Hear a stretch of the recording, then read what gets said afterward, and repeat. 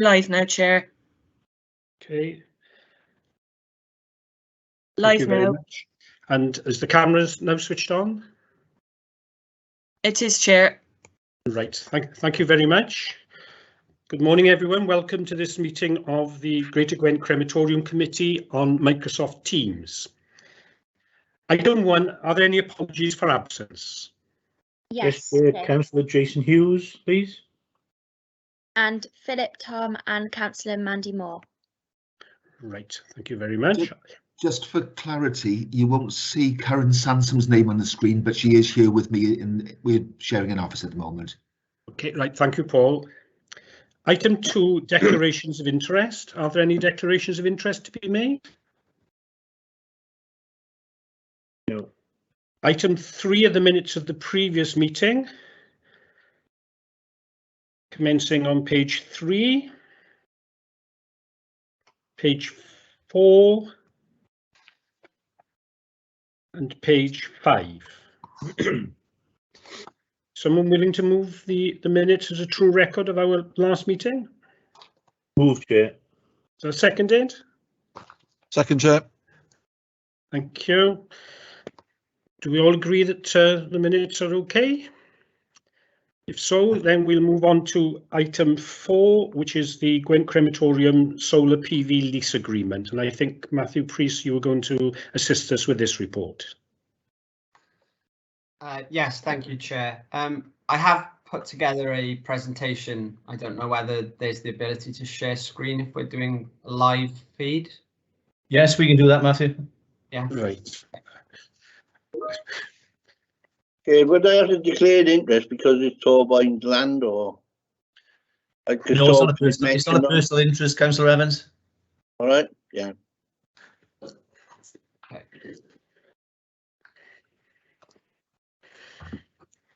Okay, well, thank you all for the opportunity to come and present to you today. This is with regards to a proposal to install solar panels on 2 of the roofs at Gwent Crematorium using a particular solar community ownership model for delivery. My name is Matthew Priest. I'm the Carbon Reduction Assistant Manager for Newport City Council. So sort of the background to this is, as part of the Welsh public sector, there is a requirement for the whole of the Welsh public sector to decarbonise by 2030. The installation of renewables such as solar PV panels is one of the best ways to truly decarbonise any electricity that a site consumes. Even though the Gwent Crematorium is managed by the joint committee, due to the reporting requirements from Welsh Government, Newport City Council are reporting on the carbon emissions from said building, and therefore we do need to come up with a strategy to decarbonise that site if we are to hit our targets of becoming carbon neutral public sector by 2030. Just as a bit of background, senior officers in Newport City Council were approached by a community energy group called Egni Co-op back in 2018 with their proposal to install roof-mounted solar panels on a number of our buildings. A business appraisal was done with regards to using their particular community ownership method versus doing it ourselves internally. It was agreed, due to the pace and scale of installation using the community energy method, that we went with that. Over the past 18 months, 27 sites have had roof-mounted solar panel systems, increasing the energy generating capacity for Newport Council from 135 kilowatts to 2,300 kilowatts. Just to give you an idea of scale, that's 397 individual panels to 7,000 panels. And again, this was only possible using this community energy model due to the lack of our internal resource to be able to manage that scale of work in such a short time. The community energy ownership model works as this way. The landlord for the site, so in this case that is Torfaen County Borough Council, would grant a 21-year lease for the particular roof space that's been allocated to solar panels on Gwent Crematorium. The lease has particulars in it that only allows that particular community energy group to install a specific solar panel system, which adheres to the health and safety requirements put on them by the council. The community energy group project manages the installation of the panels. This also includes the ongoing maintenance and servicing for the next 20 years. They effectively own those panels for the 20 years. They then agree a power purchase agreement, which allows them to sell the electricity that's generated from the panels back to the site. This is how they are able to make the business case work from their perspective. But from Gwent Crematorium's perspective, that power purchase agreement will be below whatever that site is currently paying the incumbent electricity supplier, and that is guaranteed for the 20 years. It is revisited at the start of the financial year when the new electricity tariffs are determined. And then at the end of the 21-year lease, the community group will remove the panels or just leave them in situ, and the landlord or the joint committee can then manage the installation as they wish. Obviously, in doing so, you then receive the full benefit from the electricity that's generated from the panels at that point.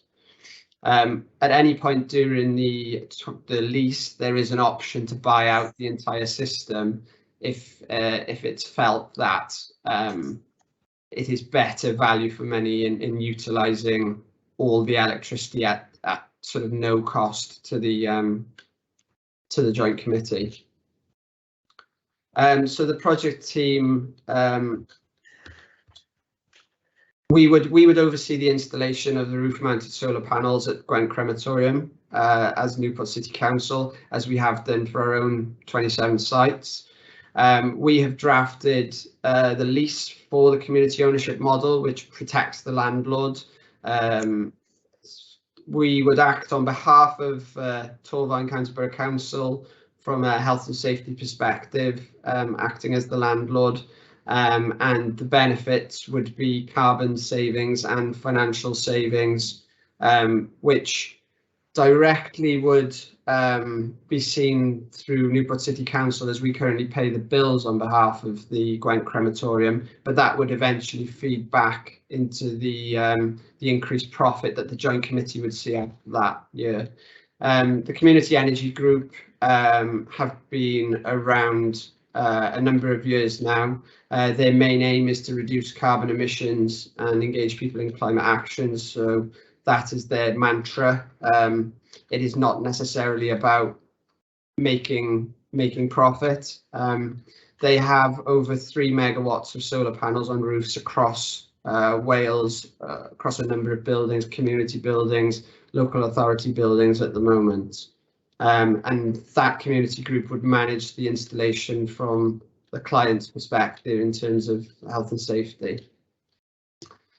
This is the proposed design, so it would be 99 solar panels on the roof with one inverter. It's a 36 kilowatt array. The site could take more, but we are restricted by the roof space. There are 2 different roof types there, flat and pitched roof, which would require 2 separate mounting types. There would be revenue savings from year 1, as there is 0 cost to the joint committee for signing up to this. It would class as permitted development under planning regulations, as it's less than 0.5 hectares of development site, and would conform to the design requirements as listed in the Town and Country Planning Act. Procurement and Delivery, there would be is agreed contract variation on the existing contract between Newport City Council and the Community Energy Group. Newport City Council would act as the contract managers. We've already vetted the installation partner who has successfully delivered a number of sites during the first phase, not just on behalf of Newport City Council, but other Welsh local authorities have also engaged in this particular community energy solar model.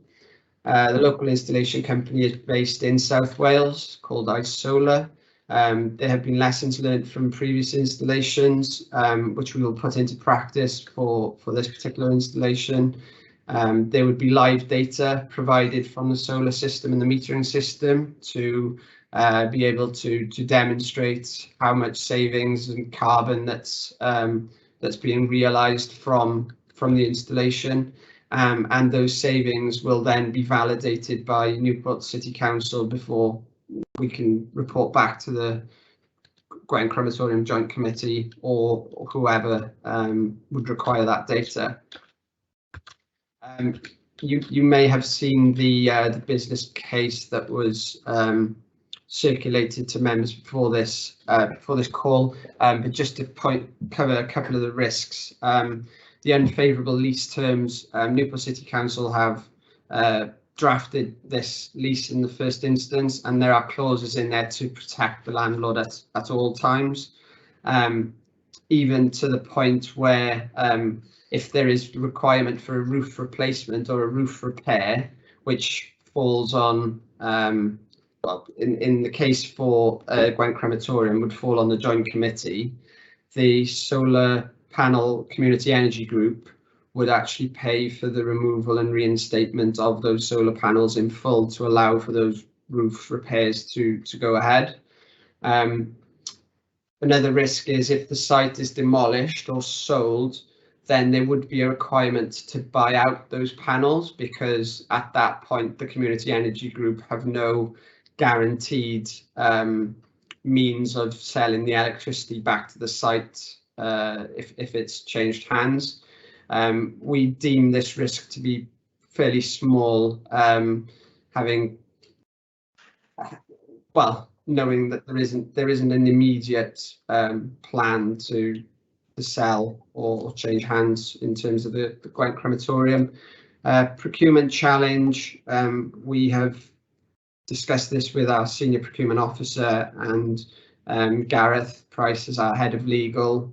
We don't feel that this is a risk, and feel that there is an appropriate variation to the existing contract, would allowing us to install on Gwent Crematorium as well. And then finally, Torfaen County Borough Council's liabilities as the landlord, as the lease is currently written. We would remove any of those liabilities and move them over to Newport City Council, as Newport effectively would act as the landlord in terms of allowing access to the building and any works that would be required as part of allowing the solar installation to go ahead. We appreciate that Torfaen County Borough Council don't necessarily have the same levers to allow quick access to that building if there was a requirement through the lease.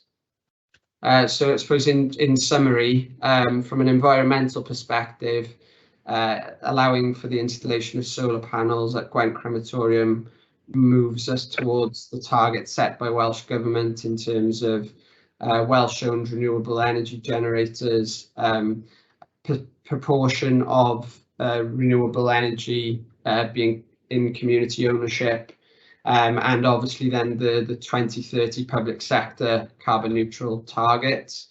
From a financial perspective, there is zero cost at all to the Joint Committee. The system is owned and operated and maintained by the Community Energy Group.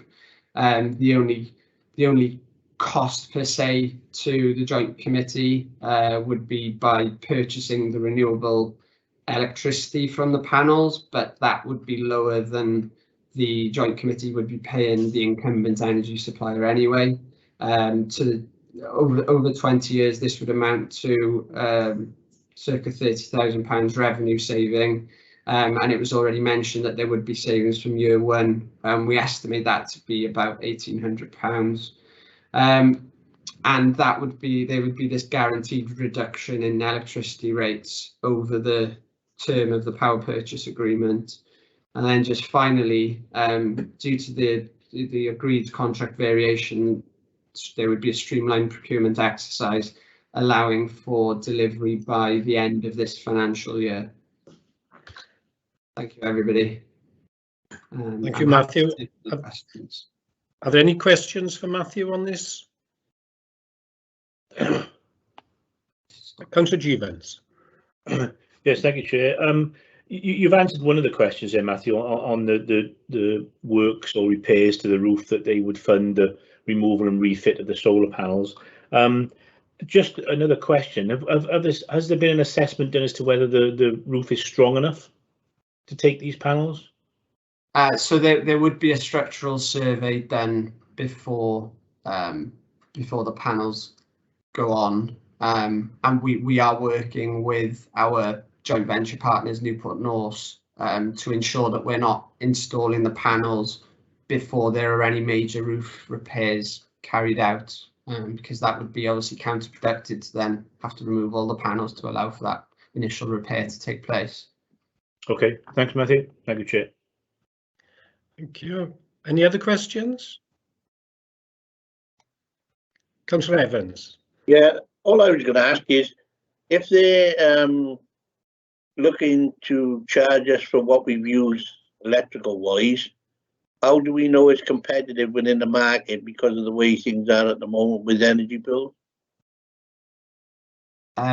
Sure, Councillor Evans. So there would be a guaranteed reduction on what the joint committee or the site would be paying the regular electricity provider. So instead of paying, say, EDF 15 pence for that unit of electricity that you would normally have to use from the national grid at that time of the day, you would be using the electricity directly from the solar panels, which are generating electricity at a reduced rate, say 10% below that. So you would be paying 14 pence for that same unit of electricity, making a saving of 1 pence on that unit. Obviously, that gets then extrapolated over the course of a year and actually totals up to near a £2,000 saving. Yeah, the only reason I asked, every year there's usually increased costs, you know, probably on unit costs. So without coming to fruition with that, so year on year, would it minimally go up, or would it stay fixed? It would track whatever that unit rate is at the start of the new financial year. So if EDF was going to go up to 16 pence the following year due to inflation, then it would be a saving of 1.6 pence on that. Okay, thanks. Well, we've been. Oh, sorry, Carl, would you like to come in? Sorry, Chair, it's not a question, it's more just a point of to note really that we've commissioned a contractor to undertake some investigation and repair works on the roof. It's going to involve building a scaffold up each side of the crematorium there, but we won't know the full scale of it until they're able to start taking tiles off and seeing what the damage is. So I know Matthew's aware of this, we've discussed it via email. So basically, I guess what I'm saying is we don't know the scale of what's wrong with the roof yet until we get up there. So that's just something to bear in mind. Right, thank you. Well, we're presented with three options. One is do nothing and don't approve the installation of the solar panels. Option 2 is to deliver the scheme by another method, although the officers saying they don't feel this is a realistic proposition. And the third option, which the officers are recommending, is to agree to the installation of the solar panels and allow Newport City Council and Egni Co-op to work together to deliver the scheme by the end of this financial year. So they're the three options that are being presented to us. Members, what are your views? Chair, I'm quite happy to go with option 3, but just in light of what Carl has said, obviously we need to ascertain whether that issue with the roof needs to be addressed first. But I mean, we all have to look at carbon reduction, don't we? And if it's there's obviously some financial saving, not massive, but there is a financial saving to us. I don't think they're unsightly these days. I'm quite happy to proceed with the scheme. Thank you. Right. I would second that with Roger. I agree with what he said. Yeah, Right. So the motion is that we go with option 3, subject to this inspection of the roof first, so we know exactly what we're dealing with. So, Agreed. right. So could the members vote on that, please? Have we got a voting box, Chair, or are we just raising our hands? Or There's a voting box in the chat box, Chair. I don't know whether Felicity is able to send that around and whether you're able to access your chat box. If you go up to the toolbar on the top of the screen and click on the speech bubble. Right. Yeah, I'm just going to do that now. Sorry, I was just doing the minutes. Bear with me. The Let me speech get bubble the opens the chat box. Yeah, I'm So doing that if now. you Bear scroll with me. down there, then the voting box will be circulated soon. Yeah, bear with me. Sorry. Remember that. I Right. just Members can use the raised hand facility in that box as well when they want to speak, if you can't see them on the screen. Yeah, if you bear with me, I'm just getting the form up now. That's the trouble. Each authority uses a slightly different version of Teams. Yes, it's very confusing. I'm sorry for that, Chair. Right then, so it's option 3 with the to bear in mind the solar to see the roof first. So it's taking longer, Chair, because there were three options. Yeah. So you're voting on on the option that's been moved by Councillor Jevons and seconded by Councillor Evans. So Felicity is having to tailor that now. There we go. That's just been sent in now. Is that okay? yes, that's fine. Brilliant. Doesn't appear to have come through on mine yet. It came through on mine. It's got. Oh, sorry, it had. It come up half coming of it. through now And as then the half. forms, yes. There we go.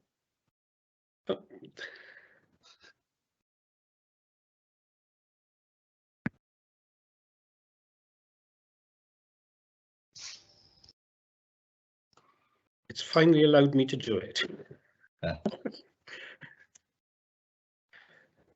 Well, that looks to me as if it's unanimous that we go with option 3, but we have that caveat about the roof being checked first. Thank you very much, and thank you, Matthew. Our next item is, we can scroll down far enough now, is the budget monitoring report. So, Joanne, I think that's over to you. Great, thank you, Chair. Morning, everybody. So I'm just going to share my screen so that obviously you can see the report on here. Okay. So what I'm presenting today is just what the budget monitoring position is as at the end of August. So this is the position as it is at the moment. Looking at the income, we're projecting that we're going to be down on income by £254,000 at this point in time. Expenditure, we're looking to be overspending by £142,000, giving an overall deficit of £396,000, and that is before any distribution. So the budgeted distribution at the moment is sitting at £950,000. So if the position stays as it is at the moment, as we're projecting, with a £396,000 deficit, and we maintain the current level of distribution of £950,000, we would be taking a draw from balances of £874,000. So on the balances then, so the balances are currently sitting at 1.4 million. and taking that £950,000 from it would leave balances of £562,000. So obviously this is the position as at the end of August, so we're hoping that the position will improve. If I just explain some of the projected variances then, so on the premises, the overspend can be largely attributed to some repair work that we've recently had done on the replacement of a heat exchanger unit and fan for the mercury abatement equipment. So this was necessary expenditure, as without it 2 cremators would be inoperable. So looking generally at the increase in the premises costs over the last 4 years, premises related costs have increased by 44%. And this is largely due to the age and nature of the equipment needing replacing and repairing. Looking at the supplies and services, we're currently showing an underspend of £8,000. There tends to be more of an underspend in supplies and services because we keep the bulk purchase of burial memorials budget in that particular area of the budget. But part of this has been taken off by the fact that we've replaced the visual tributes, the audio upgrade. So we've replaced the audio equipment up there to give the access for visual tributes. So that's been taken out of the supplies and services budget. Now, I don't know whether you remember, but this was previously agreed by committee to come out of reserves. So at the moment, this has come out of revenue, has the same overall effect as to whether it comes out of balances at the end of the year, but just to make you aware that that's currently sitting within revenue. And then looking at the income then, the position at the end of August is showing a forecast of £254,000 less income than budgeted. And the table I provided shows that this is due to the decrease in cremation numbers compared to the same period last year. So as you can see, there's a significant variance in the figures here for April, May and June. July and August have started to have a bit of an upturn, so we're hoping that going forward that will continue to increase. Obviously, it's too soon to be able to project that at the moment. So the risks that we're highlighting in this report for the committee are the projected shortfall of the £874,000. So ensuring that the £950,000 distribution is still met, the committee will need to make a substantial draw on reserves to maintain that position. Also, the increase in the building costs. So we've replaced the boiler and the fan, excuse me, to ensure the operation of 2 cremators, and this will hopefully reduce ongoing maintenance costs. So what we're saying is basically to just note what the budget monitoring position is at the end of August and the potential impact on the level of reserves currently held by the committee. We've always kept this balance in reserves to enable the ongoing programme of essential works to continue, and I know that there's a report on the works proposed. This is really just a note for that. Looking at maybe considering the distribution is reduced going forward for this financial year and for the years going forward, but I think at the moment we're suggesting that we'll consider that at the next meeting. So it's really just to note the position as at this moment in time, and for the committee to be aware of the risks going forward if the position stays as it is and the reducing reserves position. So that's just everything on that report. So has anybody got any comments that they'd like to ask? Any questions, any comments? No, it doesn't appear that members have any. Oh, Councillor Jevons. Yeah, it's Jevons, it is, Chair, not to be... oh, sorry. No, it's not a problem. I've dealt with it for many years, no issue at all whatsoever. Yeah, I just... As Joanna said, that we consider this at the next budget meeting. I think in light of what's coming at the end, we need to take that into consideration before we make any judgment. So if this is just for us to consider and actually do something at the next budget meeting, I'll take some advice on it. But I know I was at that inspection, which is coming in at the end of the meeting. And not to say anything on that because of the exclusion of press and public, but and I'm quite happy to reduce the amount, but I think we ought to look at that final item before we take any decision on this. Thanks, Chair. Right, thank you, Councillor Jevons. I'll get it right this time. No problem. Myron Rushworth, you'd like to come in? Thank you, Chair.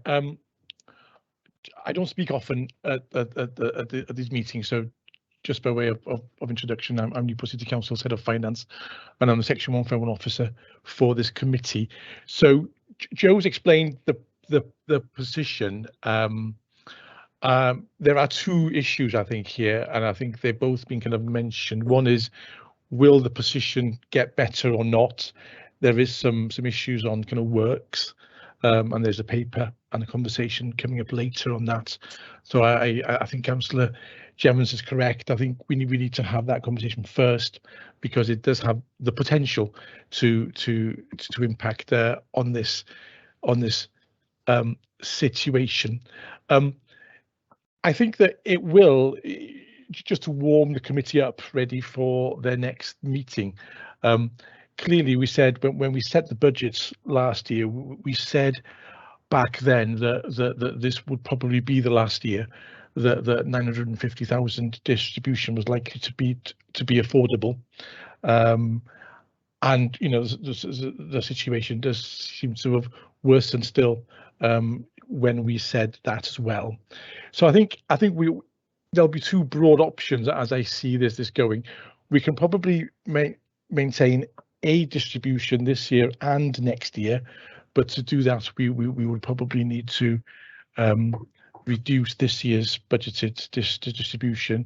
If we weren't, then I think we could be facing, unless the situation improves significantly in the last 5 months of the financial year, then you know, we would look at a significant reduction next year in a kind of single year, and I think that those are the two issues.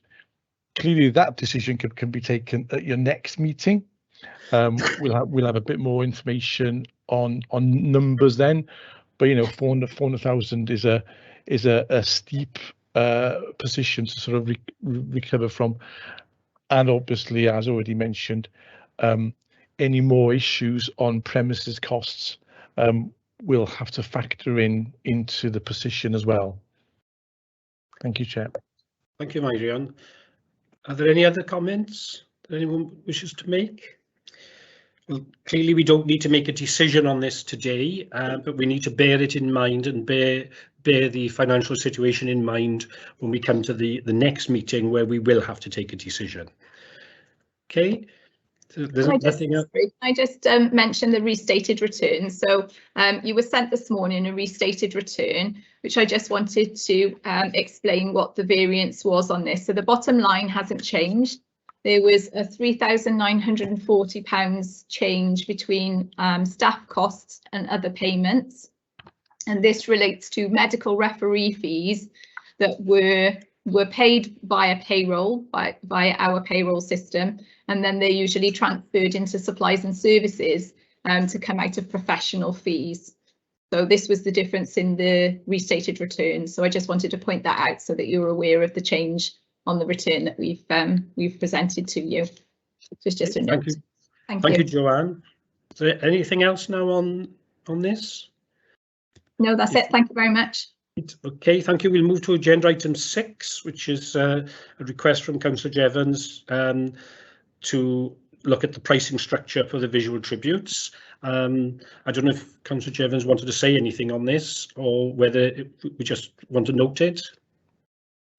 No, just to say, Chair, thank you for that. And I think, I mean, when we look at a projected shortfall of just over £250,000, this may well help, you know, when we look at visual and slideshows, as most other crems offer this facility. And that was why I think that we should look at this, and why I tend to agree with installing it. And it'll be a good thing because that's what's needed now at cremations, sadly to say, but that's what people want. So thank you for agending that so we can have a look. Thank you.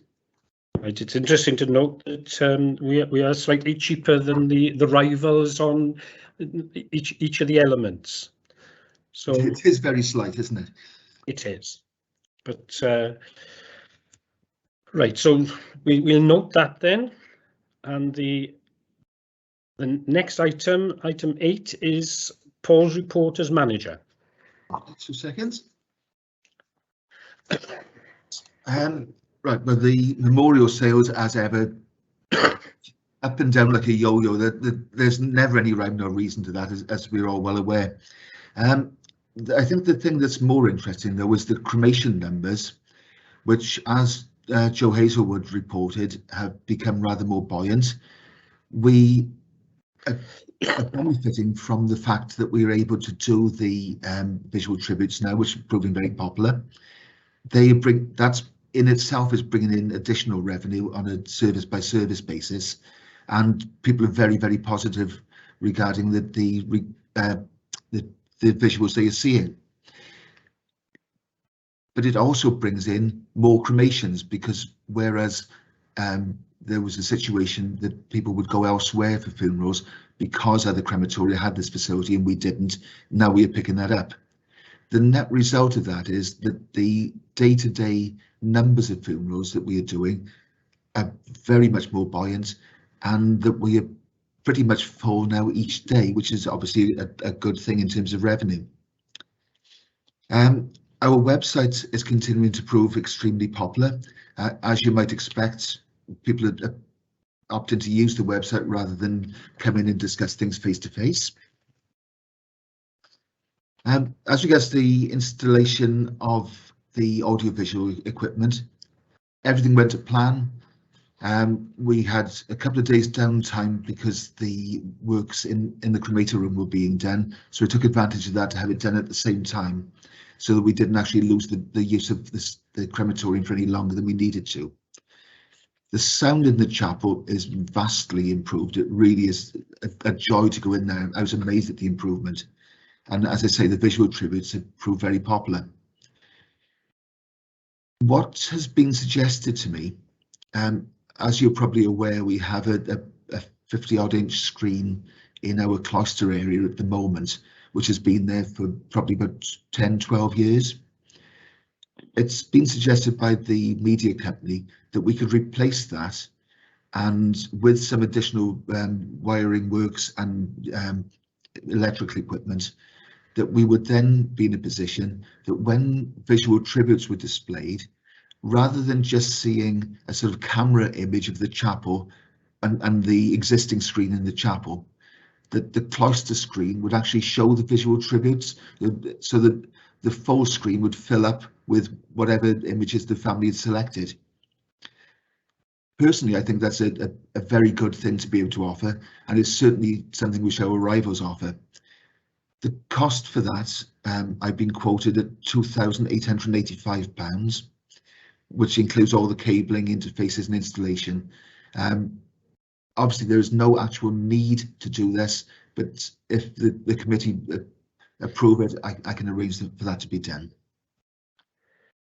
The next thing I want to speak about was the pricing structure for discretionary items. Obviously, the committee has already approved the cost for visual tributes, but subsequent to that, I've been made aware of a number of other things that we could do, which I didn't quite understand when the installation was made. One thing that I think is very important that we have on our price list is the facility to charge £75 for orders placed after Wesley Media's 48-hour cut-off period for ordering visual tributes. There's no profit in this, but it is a fee that the company levy because of the difficulty that late sending of data and pictures causes them. So that would just be passing on the fee back to the families. I would suggest that what we need to do also is to delete the current fees for recording onto DVDs and USBs and CDs. CDs have never been popular, and at the moment Wesley Media are struggling to produce these things because they are working from home. What I would suggest, though, is that we rename these items, retaining the £92 fee that we had previously for DVDs and USBs, and what we would offer was downloadable files, which we do currently at a fee of £92. the same thing, but including the visual tributes as well, so that the family photographs would be added on to the downloaded file. Once again at £92, there's no difference in the cost of that. And then to offer the same thing as DVDs or USBs, but once again at £92 again. So there would be unity of cost across those items depending on what suited people better. Service times, as I intimated earlier, the increased service time has proved very popular with the public. We've had a number of very positive comments regarding that, and it's been instrumental in increasing the number of films per month. So all in all, I think that's been very successful.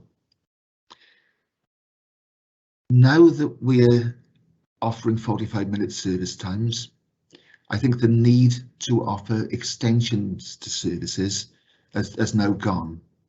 I would propose that we drop that from our price list altogether.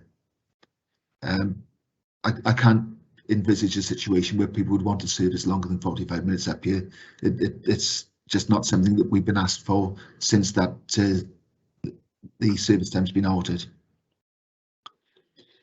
Moving on again then to the facility that we offer for memorial services. At the moment, we're charging 196. So Karen knows everything. We're charging £196 for a memorial service. So that's a service where people just bring ashes, or possibly the service is taking place in another crematorium and they're just doing a service for local families. I would suggest that because that is a situation that takes away a possible cremation time and hence increases the waiting times for the services, that we overhaul the way that that's charged for.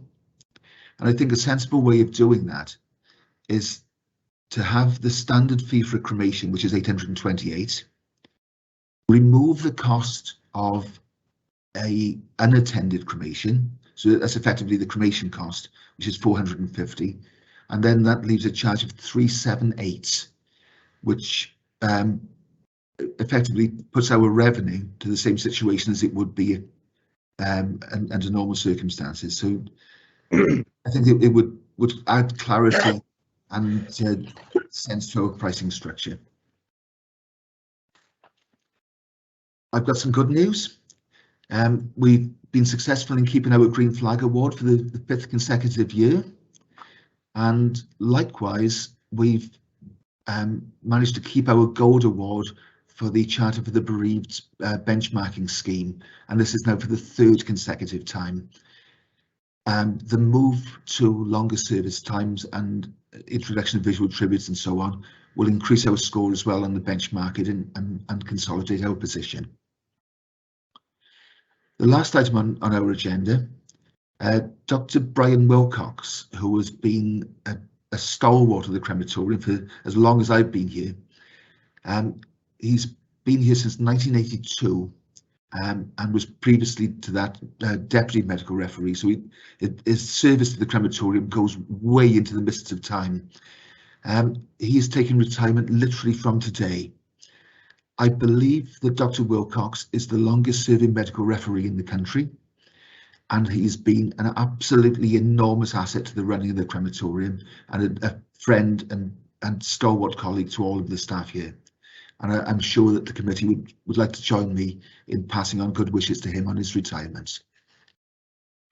I'm sure that the committee would be pleased to send a letter to Dr. Wilcox to thank him for his services over so many years. So thank you for bringing that to our attention, Paul. He really has been. In your report, there were a few decisions that we need to take on sort of costings and so on.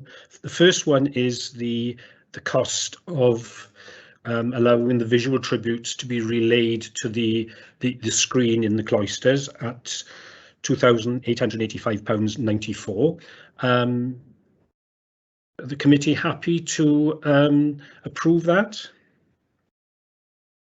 Yeah, I think if that's what's will happening propose in that. the Thames, we need to keep up, and it's not a great deal of money to keep the revenue coming in at our Crem. I'm happy to go with that. Yeah, and I second that. Right. Seconded. Does anybody have a different view? No. So are we all happy with that? Yeah. Thank you. Thank you. And the other one is about the changes to the CD delete and the recording onto the old DVD USB stuff to delete, and then have the downloadable MP4 video file, which could include the visual tributes, and the DVD or USB recording the same at £92. Are we happy with that? Yeah. Could I just ask the 48-hour cut-off period? Is that are the funeral directors aware of that? So is that passed on to the They are indeed. That's We've only had one instance where this has actually been charged, but it is clearly signposted on the Wesley Media portal pages, so they are aware of that on every instance. Thank you. Right, so we're happy with that? Yeah. Yeah. Thank you. Right, I'm frantically scrolling through my agenda. It's the memorial services one, Councillor Taylor. Oh, right. There's a suggestion that the memorial service should reflect the actual cost, which would be the cost of a cremation, but minus the actual cremation costs themselves. And do we agree? Do we agree on that one? I agree. Yeah. But I guess does that happen anywhere else? So if we to turn tail, do other crematoriums charge that in sort of gardens arrest, or is it just ours that's pertinent too? To be honest, it's a thing that's very, very rarely asked for. We had one this last week, but I can't remember when we last had one. It was probably 2 years ago. Right. Okay. It's desperately rare, but it is a thing that occasionally gets asked for, and it's good to have a clear rationale as regards how the charge is found in the first place. Well, I'm happy to support that, Chair. I mean, based on the back of that takes time, we've agreed to remove the extension times because we've now got service times of 45 minutes, and the crematorium is quite full regarding services. So I'm quite happy that we have to recoup charges for that if that takes place. Although Paul says that's very rare, but I'm quite happy with that. Right, thank you. But it also gives us an extra option, didn't it? Yeah, thank you. And we all agreed with that? Yeah. And there's also as the services are now 45 minutes, that we delete having service extension times. Yeah, to agree with that. You happy with that? Right, okay. I forgot, I passed by item 7, which was the funeral director's report. Now I know that the funeral director's representative isn't with us today, but has he raised any issues for us to discuss? Not with me anyway, Chair. Right. Well, it doesn't seem like. Can I ask you? I think looking at the figures, I think we've done the burner at the right particular time. I know it sounds ominous, but it seems to have worked out better, and now we seem to be rising in our people coming to use the crematorium. So, in hindsight, I think we're getting off quite well. Right, okay, thank you. And thank you for your report, Paul. The next item is for us to decide whether we should treat item 9A as an exempt item. We've had the reason why it should be considered as such. Is someone willing to move the public interest test that we exclude the press and public? Yes, I'll move that, Chair. Second, do we all agree? Yes, so thank you very much. So if the cameras could now be switched off, please.